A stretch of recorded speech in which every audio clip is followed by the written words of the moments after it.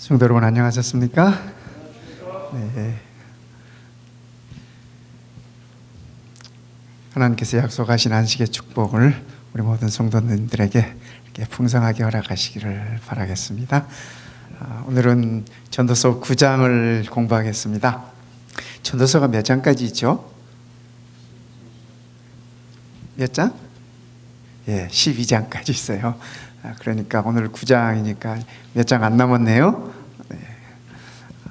우리 우선 전도서 9장 1절에 있는 말씀을 함께 좀 보십시다.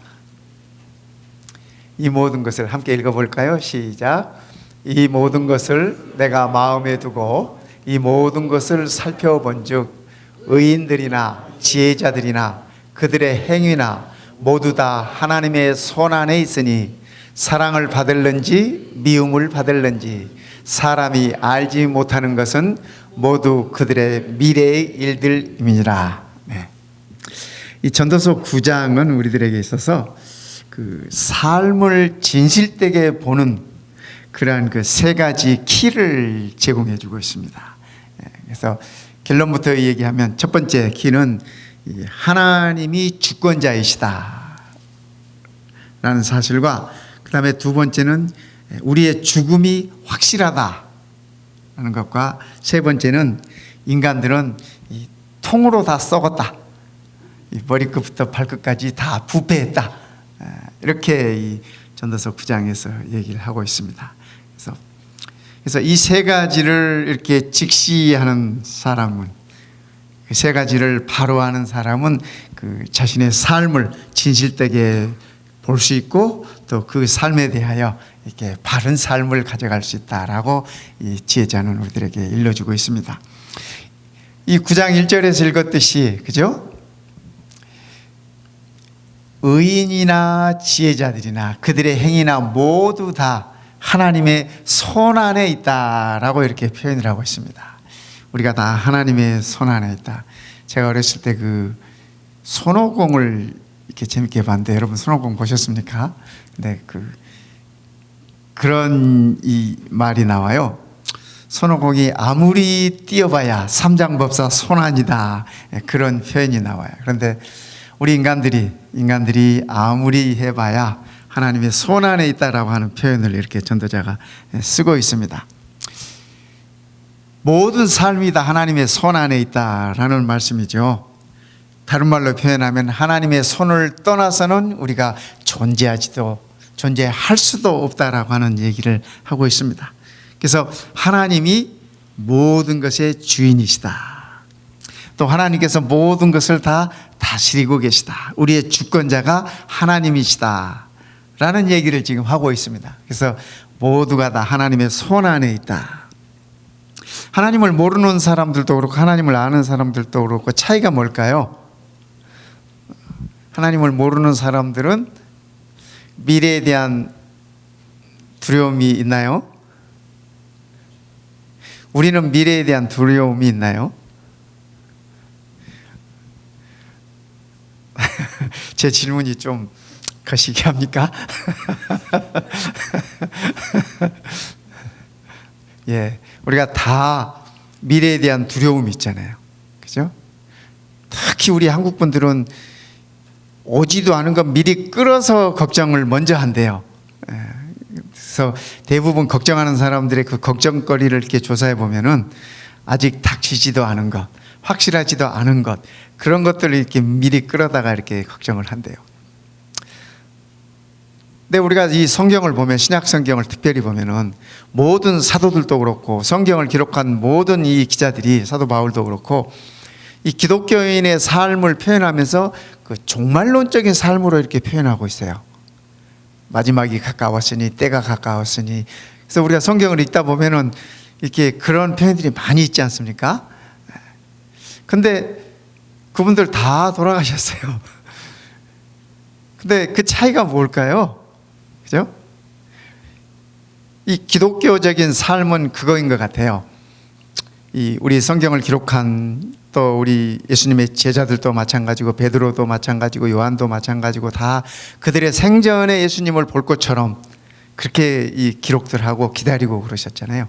그러니까 우리에게 있어서 끝이 반드시 있다. 그러나 그 끝이 전도서에도 있는 말씀처럼 의인에게나 악인에게나 모두에게 다 끝이 있지만은, 그죠? 끝이 있지만은 이 하나님 앞에 설 때가 있다라는 것을 기억하면서 살라고 하는 것이 이 성경의 가르침입니다. 그래서 우리가 종말론적인 삶이라고 이렇게 표현하는 것은, 기독교의 삶이 종말론적인 삶이라고 표현하는 것은 우리에게 끝이 있다고 하는 것을 인식하면서 오늘을 살아가는 사람들이다라는 그런 표현입니다. 그래서 이 다른 종교에서 종말론적인 얘기들을 잘 안 해요. 이게 우리 기독교에서 주로 하는 얘기입니다. 근데 이 종말론적이라고 하는 얘기는 뭐 세상 끝에 뭐 어떻게 되고 하는 그런 의미보다도 끝이 반드시 오니까, 누구에게나 끝이 반드시 오니까 그것을 인식하면서 오늘을 살아야 된다라고 하는 얘기를 하고, 전도서에서 우리들에게 일러주는 말씀도 바로 그 말씀입니다. 그래서 우리 모두가 다 끝이 있고, 우리가 다 미래에 대한 두려움이 있고, 미래에 대한 이 불확실한 것이 있지만은, 하나님 없이 사는 자들은 미래에 대한 그 두려움 자체로 끝나지만은, 하나님을 알고 하나님의 말씀을 이렇게 받고 믿는 자들은 미래에 대한 두려움이, 그죠? 미래에 대한 두려움이 없다라고 하는 것입니다. 그래서 왜냐하면 우리의 미래는 보장되어 있기 때문에, 그래서 성경이 그 얘기를 우리들에게 하고 있는 것입니다. 요한복음 10장 28절 29절에는 이렇게 적고 있습니다. 예수님께서 하신 말씀인데요, 내가 그들에게 영생을 주노니 영원히 멸망하지 아니할 것이요. 이 그들이 누구예요? 이 말씀에 그들이 누굴까요? 예수님의 말씀을 듣고 믿는 자들을 지금 하신 말씀이에요. 내가 그들에게 영생을 주노니 영원히 멸망하지 아니할 것이요, 또 그들을 내 손에서 빼앗을 자가 없느니라. 세상의 모든 사람이 다 죽지만, 그렇죠? 모든 사람이 죽지만 예수님의 가르침과 예수님의 말씀을 믿는 자들에게 있어서는 그 끝이 아니다라고 하는 말씀을 예수님께서 하고 계세요. 영생을 준다. 그렇기 때문에 멸망하지 아니할 것이다. 죽지 아니할 것이라는 말씀이잖아요. 그죠? 모두가 다 죽는 삶이지만은 예수님을 믿고 그분의 가르침을 있게 따르는 자들은 그 생명이 영원할 것이라고 얘기를 하면서, 그들을 내 손에서 빼앗을 자가 없느니라. 예수님의 손에서 빼앗는 자가 누굴까요? 마귀예요. 사단이에요. 그죠? 사단이 우리를 예수님의 손에서 빼앗아 갈 수 없다라고 하는 얘기를 하고, 한 번 더 강조하셔요. 예수님께서 뭐라고요? 그들을 주신 내 아버지는, 그죠? 이 그들이라고 하는 건 이 앞절에서 말하는 그들과 같은 그들이에요. 그죠? 그들을 주신 내 아버지는 만물보다 크심에. 그때 같이 읽어볼까요? 아무도, 시작. 아무도 아버지 손에서 빼앗을 수 없느니라. 그러니까 우리를, 복음을 받아들인 우리를 예수님의 손에서 아무도 빼앗아가지 못해요. 그 아무라는 게, 그죠? 악의 영들을 얘기하는 거예요. 사단을, 마귀를 일컫는 말이에요. 뿐만 아니라 우리 아버지 하나님의 손에서도 우리를 빼앗을 자가 없다. 사도 바울도 로마서에 그런 표현 했지 않습니까? 죽음이나 칼이나 모든 것이 하나님의 사랑에서 우리를 끊을 자가 없다라고 이렇게 말씀하셨지 않습니까? 그래서 예수님의 손이, 하나님의 손이 우리를 붙잡고 있다고 하는 사실을 우리가 기억하면 좋겠습니다. 하나님의 손에서 우리를 빼앗을 자가 누구냐? 모두가 다 죽지만, 그죠? 모두가 다 죽지만은, 그러나 하나님의 손에 있는 자들은 그 죽음이 영원한 죽음이 아니라고 하는 사실을 우리들에게 일러주고 계십니다. 시편 37편 24절에는 이렇게 말씀하십니다. 함께 읽어보십시다. 그는, 시작. 그는 넘어지나 아주 엎드러지지 아니함은 여호와께서 그의 손으로 붙드심이로다. 우리가 넘어지나요? 예, 우리가 넘어져요. 자주 넘어져요. 그죠? 예, 넘어져. 그러나 여기 아주 엎드러지지 않는다는 말은 무슨 말이에요? 예, 못 일어나는 거 얘기하는 거예요. 그죠? 엎드러졌는데 못 일어나는 것을 아주 엎드러졌다고 표현한 것이 아닙니까? 예. 못 일어나지 아니하면 여호와께서 그의 손으로 우리를 붙드심이로다. 예. 그래서 우리가 넘어지더라도, 그죠? 넘어지더라도 쓰러지더라도 하나님의 손 붙잡고 일어나면 되겠습니다. 하나님께서 우리를 붙잡아 주시고 일으켜 세우실 것입니다. 네. 제가 가끔 그런 표현을 씁니다만, 우리 아이가 어렸을 때 뭐 이렇게 공원을 간다 할지 이렇게 산책하러 가면은 꼭 자기 손으로 나를 잡겠다 그래요. 자기 손으로. 근데 어린아이가 뭐 4살, 5살 되는 어린아이가 자기 손으로 나 잡아봐야 돌뿌리에 걸리면은 넘어져요. 그런데 아빠가 잡으면, 그죠? 아빠가 잡고 가면 돌뿌리에 걸려도 넘어지지 않습니다. 왜냐하면 아빠의 손은 힘이 있기 때문에. 아이의 손은 힘이 없어요. 그래서 우리의 믿음 생활도 마찬가지인 것 같아요. 그죠? 그래서 하나님께서 우리를 붙들어 달라고, 우리가 그렇게 의지하고 의탁하고 우리의 믿음의 이 길을 걸으면 우리가 넘어지더라도 일어설 수 있고, 하나님께서 우리를 이렇게 세우시고, 엎드려지더라도 아주 엎드려지지 않는다고 말씀을 우리들에게 그렇게 일러주고 계십니다. 우리의 믿음 생활에 있어서 그러니까 우리가 주저앉지 말고, 포기하지 말고, 좌절하지 말고, 그렇게 우리의 믿음 생활을 가야 될 것입니다. 그 이유는 하나님께서, 여호와의 손이 우리를 붙들고 계시기 때문에 그렇습니다. 에스라 7장 9절에는 이런 말씀이 있어요. 첫째 달 초하루에, 정월 초하루네요. 그렇죠? 1월 1일이에요. 첫째 달 초하루에 바벨론에서 길을 떠났고 하나님의 선한 손에 도우심을 입어 다섯째 달 초하루에 예루살렘에 이르니라. 이게 무슨 말씀이냐면, 에스라가 바벨론에서 자기 민족들을 데리고 이 예루살렘으로 돌아오는 거지. 몇 달 걸렸어요? 넉 달 걸렸어. 넉 달. 그죠? 1월 1일에 출발해가지고 5월 1일에 도착했으니까 완전 넉 달 걸린 거잖아요. 참 긴 시간이죠. 이 여정이 얼마나 참 험한 여정입니까? 바벨론에서 이 예루살렘까지 그 긴 여정을 이렇게 왔는데, 에스라는 자기 백성들을 예루살렘으로 데리고 오면서 이렇게 표현했어요. 하나님의 선한 손에 도우심을 입어서 넉 달 동안 무사하게 예루살렘에 도착했다고 하는 말씀을 그렇게 하고 계십니다. 하나님의 선한 손이 인도하는 것이 뭐 이스라엘 백성들 뿐이었겠습니까? 그죠? 우리도 가만히 돌이켜 보면 미국에 오신 지가 어떤 분은 40년, 50년, 30년. 저도 돌이켜 보니까는 이 절반, 제가 한국에서 산 시간보다 미국에서 산 시간이 더 많아요. 벌써 그렇게 됐어요. 근데 이 긴 시간 동안 참 길목마다 하나님의 선하신 손이 인도하셨구나 하는 것을 이렇게 느끼게 됩니다. 한 번은 저희 장모님이 이 글을 이만큼을 쓰셔가지고 저보고 그거를 좀 이렇게 교정을 봐달래요.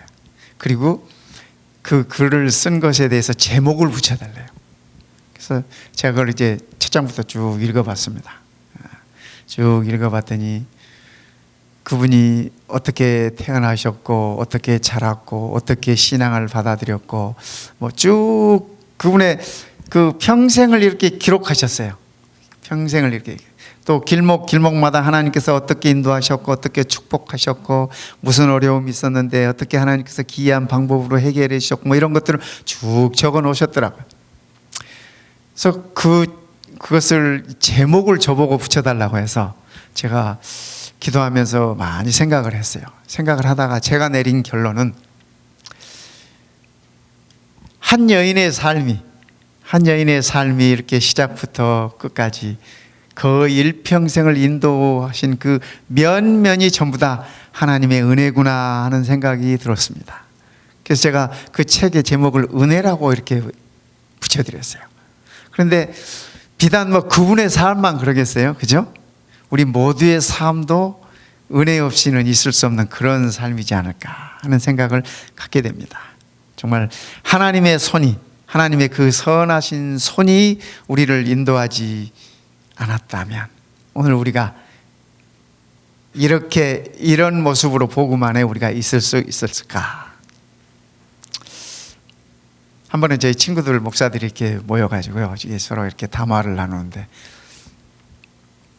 한 친구가 저한테 그런 질문을 해요. 술을 한 번도 입에 안 대봤어? 그러는 거예요. 진지하게. 그래서 그렇다고. 담배 한 모금도 안 빨아봤어? 그런 거예요.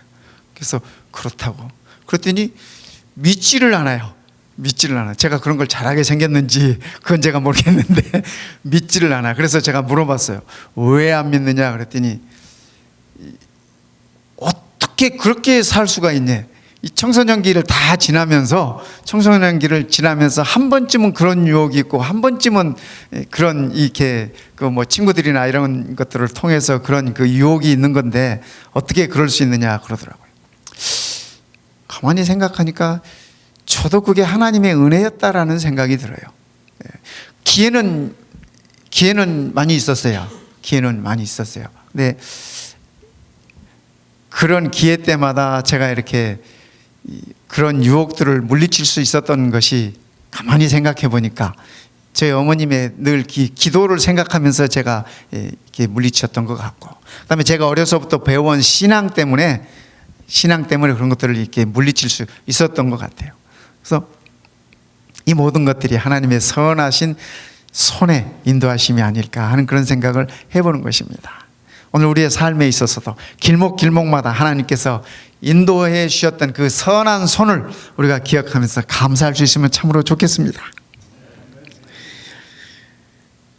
이사야 41장 10절에는 이렇게 말씀하십니다. 두려워하지 말아라. 우리가 다 두려움이 있지 않습니까? 내일에 대한 두려움, 미래에 대한 두려움, 이런 두려움들이 있습니다. 내가 너와 함께함이라. 놀라지 말라. 나는 내 하나님이 됨이라. 내가 너를 굳세게 하리라. 참으로 너를 도와주리라. 참으로 나의 의로운 오른손으로 너를 붙들리라. 저도 이 말씀을 절대 못 잊어버리는 것이, 제가 군대 간다고 했을 때 이렇게 제 손바닥만한 신약 성경하고 시편이 들어있는 그 조그만 성경을 누가 제게 주면서 그 성경이 첫 페이지에다가 이 성경절을 적어주셨어요.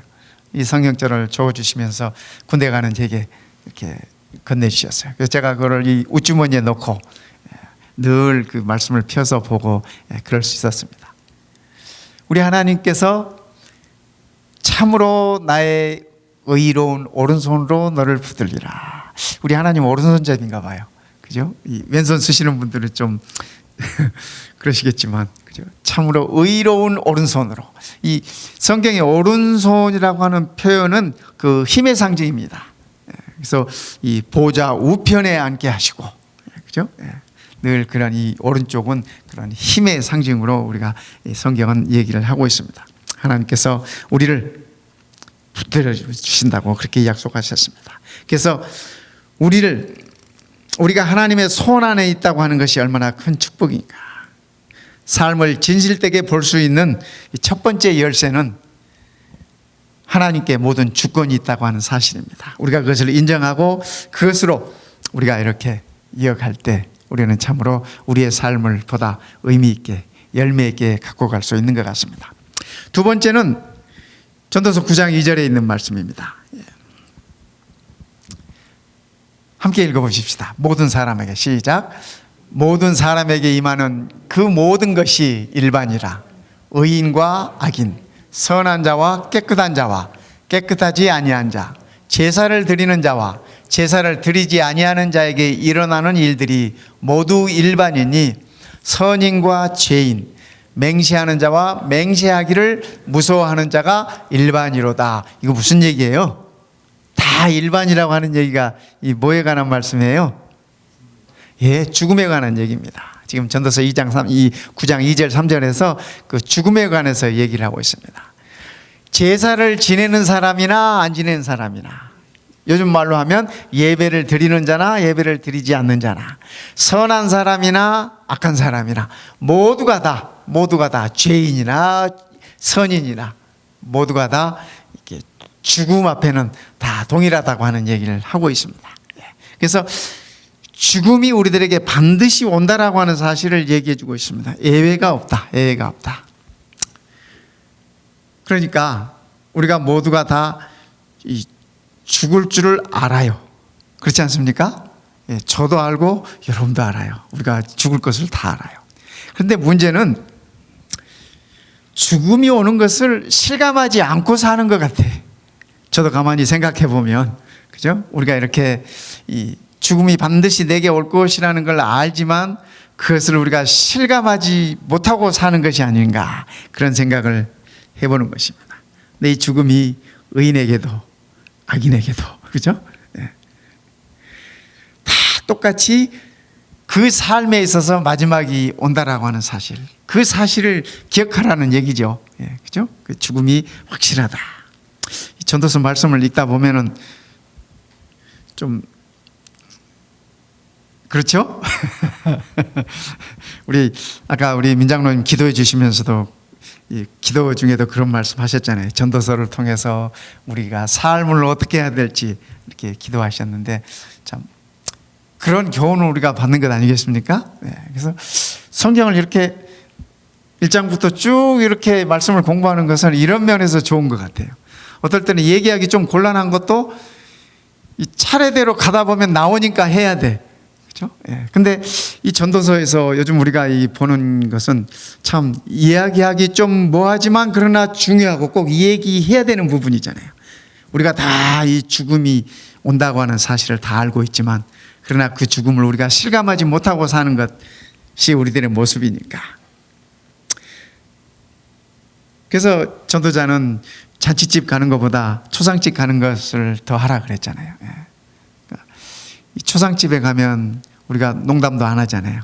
잔치집에 가면 농담도 많이 하지만, 그죠? 그 죽음의 심각성 앞에서는 우리가 다 자신을 살펴보게 되고 자신을 돌아보게 되는 것 같습니다. 그래서 그리스도인의 삶이 종말론적인 삶인데 늘 그 죽음에 대한 공포를 얘기하는 것이 아니라 주님 앞에서 우리가 이렇게 결산할 날이 온다고 하는 사실을 의식하면서 사는 삶, 그거를 이 종말론적인 삶이라고 성경은 그렇게 표현하는 것입니다. 그래서 우리가 그러한 것들을 늘 생각하면서 살면, 그죠? 우리가 좀 더 성령 하나님의 도우심 속에서 우리의 삶을 이끌어갈 수 있겠습니다. 어떤 면으로 보면은 죽음을 통해서 삶을 바라보는 것이 그리스도인의 삶을 좀 더 진지하게 만들 수 있는 그러한 그 윤활유 역할을 하는 것이 아닌가, 그렇게 여겨지는 것입니다. 세 번째는 전도서 3장 9절에 있는 말씀입니다. 세 번째 우리들에게 알려주시는 그 키는 모든 사람의 결국은 일반이라, 이것은 해 아래서 행해지는 모든 일 중에 악한 것이니 곧 인생의 마음에는 악이 가득하여 그들의 평생에 미친 마음을 품고 있다가 후에는 죽은 자들에게로 돌아가는 것이라.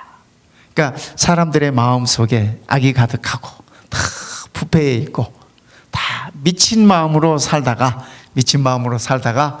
후에는 죽은 자들에게 돌아간다. 이 말씀 보니까 이거는 하나님의 백성 얘기는 아닌 것 같아. 그렇지 않습니까?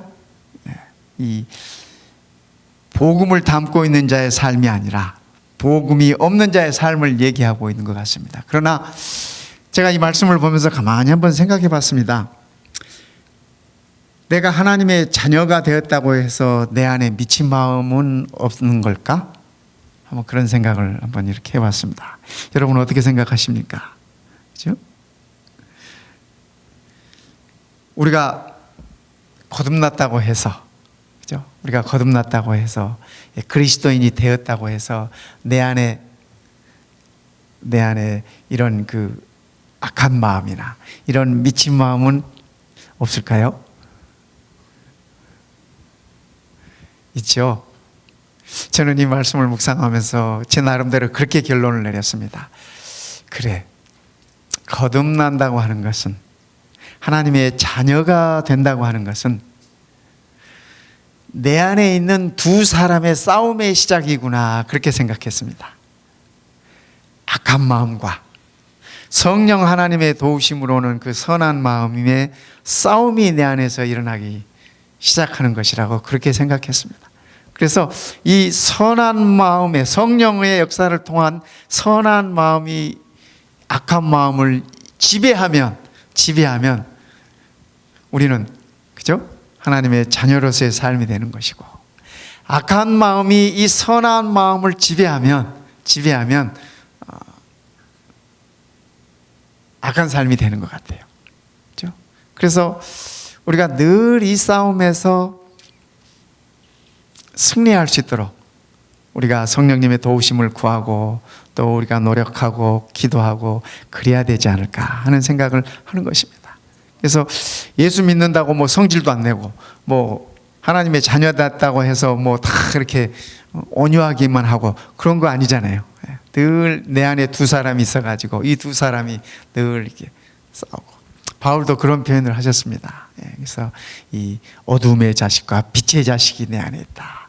그래서 늘 싸운다, 뭐 그런 표현을 하셨는데, 이 말씀도 그런 말씀이 아닐까 하는 생각을 갖습니다. 그래서 어쩌면 우리 안에도 이런 그 악의 마음이 있을 수 있고, 그러나 우리가 늘 성령님의 도우심을 통해서 이것을 극복해야 되는 것이다, 그렇게 생각을 해보는 것입니다.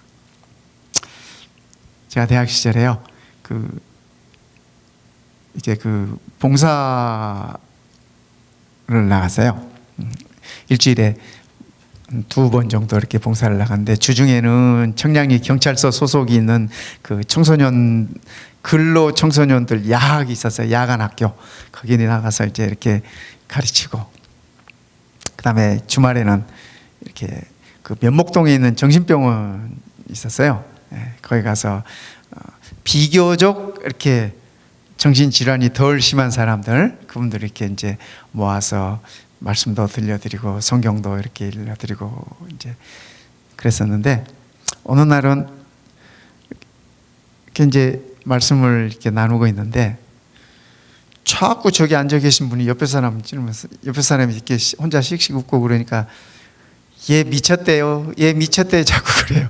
그래서 제 생각에 여기가 다 정신병원이잖아요. 지금 정신병원인데 앉아있는 사람이 다, 제가 생각했을 때, 저 그때 20대 초반 중반이니까 제가 생각했을 때 다 미친 사람들이잖아요. 근데 미친 사람이 미친 사람 보고 미쳤다 그러니까 그거 웃기더라고요. 그래서 저도 모르게 제가 웃었어요, 얘기하다 말고. 그랬더니 그 사람이 저를 이렇게 가리키면서 쟤도 미쳤네, 그러는 거야. 그래서 제가 미쳤다는 거 그때 처음 알았습니다. 어쩌면 우리가 다, 그죠? 미친 마음을 품고 사는 사람들인지 몰라요. 그러나 감사한 것은 우리 안에 성령 하나님이 오셨잖아요. 그리스도의 복음이 우리에게 왔잖아요. 그래서 그 미친 마음을, 그 악한 마음을 이길 수 있는 선한 마음을 주님께서 우리들에게 허락하셨고, 그죠? 이 굳은 마음이 아니라 부드러운 마음을 우리에게 주셨고, 성령의 힘으로 그것들을 이길 수 있는, 그죠? 그 싸움에서 이길 수 있는 그러한 힘을 주셨습니다. 그래서 우리가 다 부패했다고 하는 사실을 인정하면서 하나님의 도우심 없이는 우리가 거기서 헤어나올 수 없음을 우리가 인정하는 것이 참으로 우리의 삶을 진지하고 또 믿음 안에서 바르게 끌고 갈 수 있는 그러한 힘이 아니겠는가 하는 그런 생각을 해보는 것입니다. 성경이 말하는 사람의 모습은 머리끝부터 발끝까지 상한 것이 없다라고 말합니다. 깊고 어두운 부패가 가득한 존재라고 그렇게 얘기합니다. 우리가 다 그리스도인이지만 성령의 도우심이 없이는 이 싸움에서 승리할 수가 없습니다. 그래서 에베소 5장 18절은 이렇게 말씀하세요. 뭐 하지 말래요? 술 취하지 말아라. 술 취하지 말아라. 이는 방탕한 것이니 오직 성령의 충만함을 받아라. 그러니까 성령의 충만함에 이렇게 반대되는 부분을 뭘로 표현하셨어요? 술 취한 것으로, 술 취하신 것으로 표현하셨어요. 술 취한 사람은 보면은 자기 의식이 없어요. 그죠? 자기 의식이 없고. 저도 이 군대에서 제 사수가 우리 남자분들 다 아시죠? 사수. 제 전임자가 완전히 술고래예요. 술고래. 그래가지고 그냥 주말만 되면 어디가 퍼져 있는지도 모르고, 그럼 저는 쫓아다니면서 찾아와야 돼. 그냥 눈밭에서 이렇게 업고 올라면 얼마나 무거운지 막 입에서 욕이 절로 나오고 어느 정도로 정신이 없냐면, 제가 너무 힘들어가지고 눈밭에다 팽개쳐버리고 이게 승질 나가지고 막 군홧발로 막 차도 몰라. 군홧발로 막 차보도 차도 몰라. 그러다가 네오반에 놓고 이제 재우고 뭐 이러는데, 술 취하는 사람들이 자기가 어떤 상황인지도 모르고 뭘 하고 있는지도 모르고, 그렇죠? 우리가 성령 없이 사는 우리의 삶이 그럴 수밖에 없다라고 하는 말씀을 우리들에게 하고 계시는 것입니다. 성령 없이 사는 삶을 술 취한 삶에다가 이렇게 바울은 그렇게 표현하셨어요. 그래서 우리가 성령의 도우심 없이, 성령의 지배함 없이, 그죠? 성령이 충만하지 않으면 우리의 삶 또한 술 취한 삶이나 다름없다. 성경은 그렇게 표현하고 있는 것입니다. 그래서 바울은 우리들에게 너희가 성령이 거하는 전인 줄을 알지 못하느냐, 그렇게 말씀하셨습니다. 그래서 우리가 아침에 딱 침대에서 눈 뜨면 그렇게 기도하면 좋지 않겠습니까?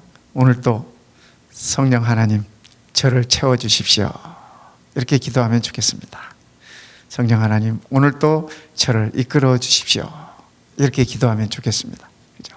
우리가 하나님께 구할 게 많지만 뭐 이것저것 뭐 아침부터 장황하게 구할 것이 아니라 성령 하나님께서 이 하루를 나를 채워달라고 그렇게 기도하는 것으로 충분할 것 같습니다.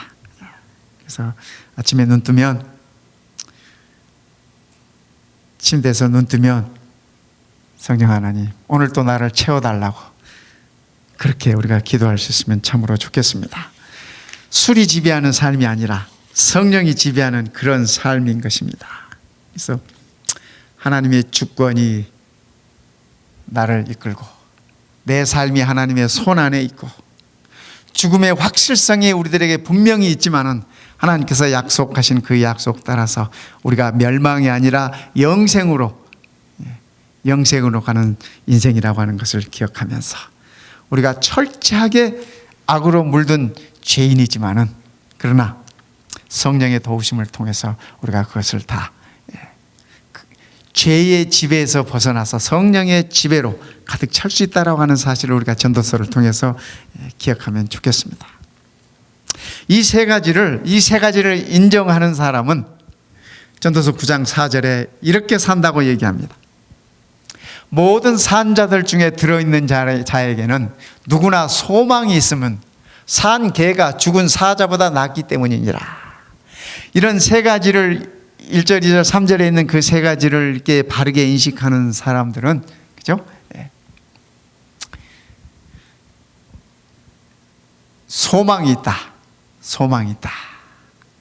산 자들은 죽을 줄을 알되 죽은 자들은 아무것도 모르며 그들이 다시는 상을 받지 못하는 것은 그들의 이름이 잊어버린 바 됨이니라.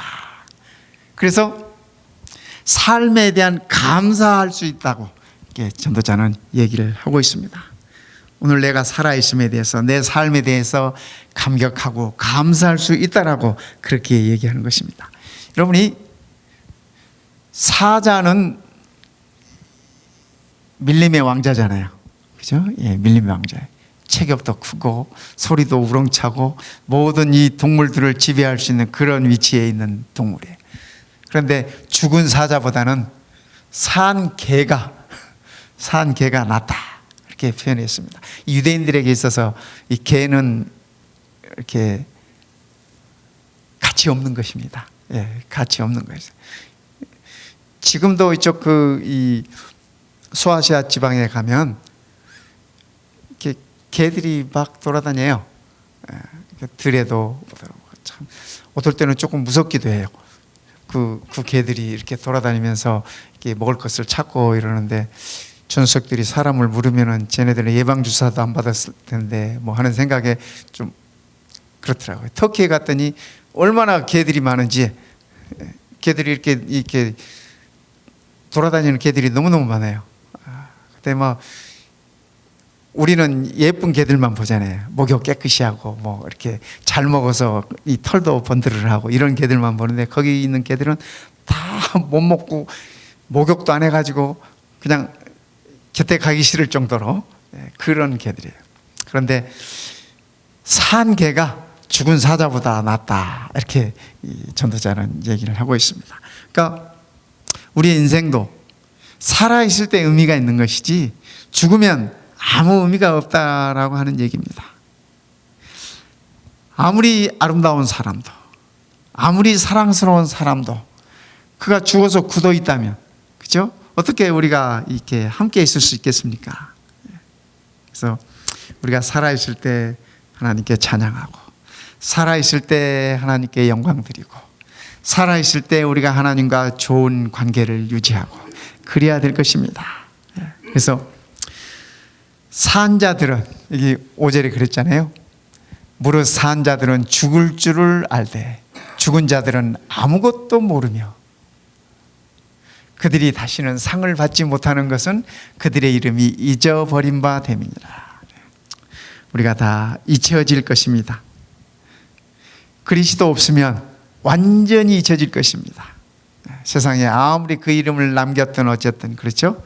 그러나 그리스도와 함께 있다면, 성령의 도우심 가운데 있다면 우리는 영원히 존재할 것입니다. 그래서 우리가 그 은혜를 기억하고 그 은혜를 감사하면 좋겠습니다.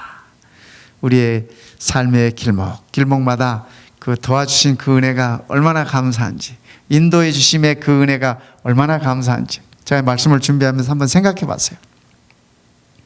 하나님께서 어떻게 이렇게 도우셨나 생각하니까 어느 한 해도 하나님의 도우심 없이 지나온 적이 없었던 것 같습니다. 이 굵직굵직한 사건들만 제게 있어서 말입니다. 굵직굵직한 사건들만 이렇게 생각해도 참 그 은혜가 너무 감사하고, 어떻게 그럴 때 이렇게 넘길 수가 있었을까, 여러 생각들을 해서 참 하나님의 은혜가 감사하기 짝이 없습니다. 오늘 저녁에 우리 성도님들도 주무시기 전에 한번 우리 성도님들이 지나오신 시간들을 한번 쫙 이렇게 한번 리뷰 한번 해보시기 바랍니다. 내가 예수님을 언제 만났고 어떻게 만났고 리뷰해 보시면 오늘 이 안식일이 참으로 감사할 수 있는 그런 안식일이 될 것입니다. 하나님 은혜가 넘치는 그러한 안식일이 될 것입니다. 잔인한 사월이 아니라, 그죠?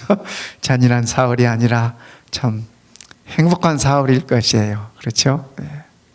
그 시인은 잔인한 사월을 얘기하면서 생명에 관한 말씀을 하셨어요. 그죠? 그러니까 우리도 이 세상에 우리를 힘들게 하는 것들을 바라보지 말고 하나님께서 우리에게 베푸신 은혜들을 생각하면 얼마나 이렇게 감사하겠습니까? 그죠?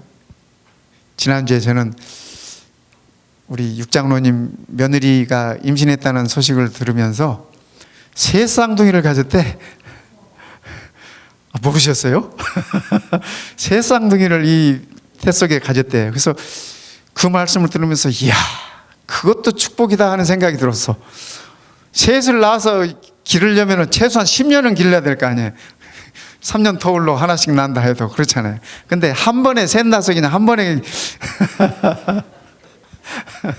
물론 힘든 것도 있겠지만, 그렇죠? 힘든 것도 있겠지만은 참 그것도 하나님의 엄청난 축복이다 하는 그런 생각을 저는 가져봤습니다. 그죠? 저는 가져봤어.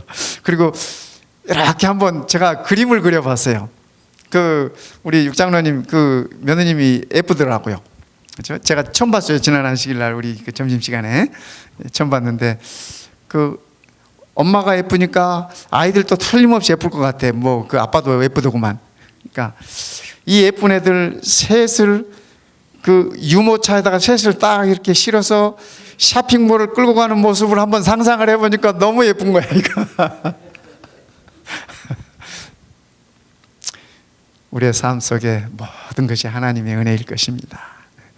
때로는 그게 힘들 수 있지만 그러나 그 과정에 하나님의 은혜가 함께하고, 그래서 오늘 이 저녁 우리가 주무시기 전에 한번 이렇게 내 삶에 대한 리뷰를 한번 해보시고 또 하나님의 은혜에 대해서 감사하면서 이 안식일이 그 어느 때보다도 가장 행복한 안식일이 되시기를 시간에 간절히 바라겠습니다.